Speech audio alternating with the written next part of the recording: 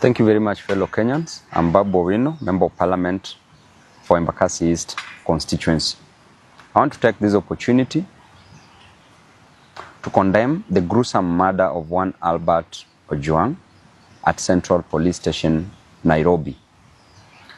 I want to demand that the officers who committed this heinous act must be arrested and charged with murdering one innocent man, Albert Ojwang. The apex of the law, the Constitution, and the Penal Code outlines clearly on how matters should be dealt with once an arrest is made. Going to an extent of murdering an innocent man, moving all the way from Nairobi, wasting government resources in the name of Subarus, going down to Homa Bay, passing so many counties to arrest one person whose only mistake was to speak the truth on social media, was only to outline how Kenyans are suffering, was only to show Kenyans that there is high cost of living, that there is overtaxation, and that there is unemployment in this country.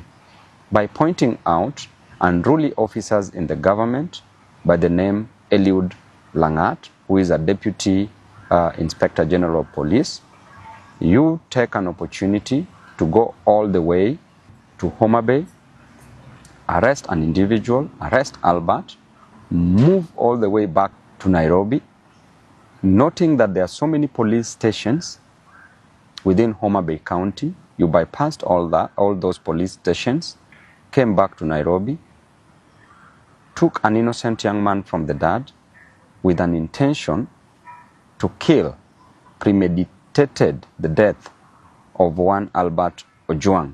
Reaching Central Police Station, you tell us stories which we only hear in movies that Albert Ojwang hit his head severely on the on the wall. Does not add up. It's so sad.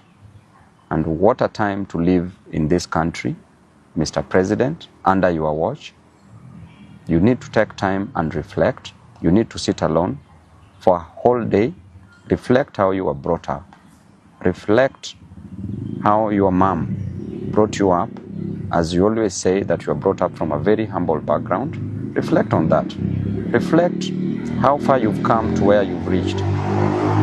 Reflect on what you want to do to Kenyans and reflect on the legacy that you want to leave behind.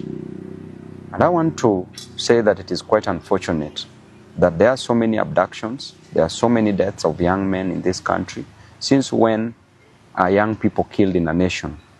Since when are the Gen Zs killed in different nations? Since when? It is only in Kenya that these things are happening. And it is happening because these young men are demanding for justice, social justice, are demanding for their rights. And the extent that we are going as a nation is so wrong because under your watch as the president, so many deaths are occurring. The main reason why people get to power is so that they can become better, not being bitter. It's so that they can better the lives of others, not taking the lives of others. It's so that they can ensure that people's lives are changed for the best.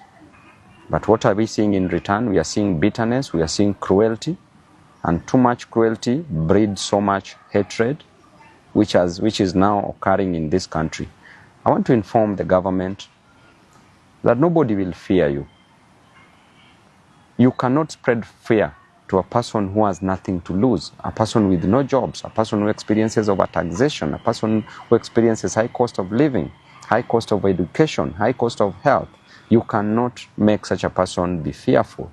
And therefore you need to change your strategy because they have nothing to lose but just the chains that are tying them tightly. And I can assure you that within no time there will be serious actions in this nation because people are hurting, people are going through a lot, people are depressed. And this death of Albert Ojwang should not just be a statistic. Kenyans should note and take mental note and take action against any other person who might come for their lives. I want to tell you that Albert's dad went through a lot.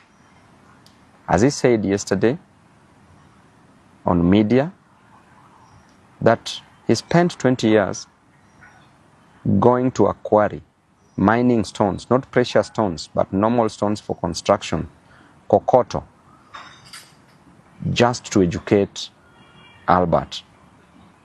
Went through a lot in life to educate Albert.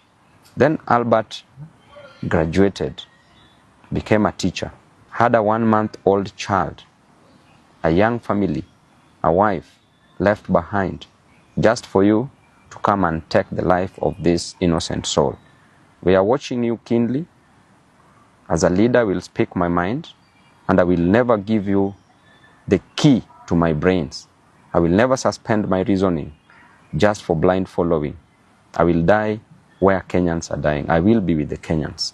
And to the Inspector General of Police, please move with action. By now, it would be an honor if you would have resigned.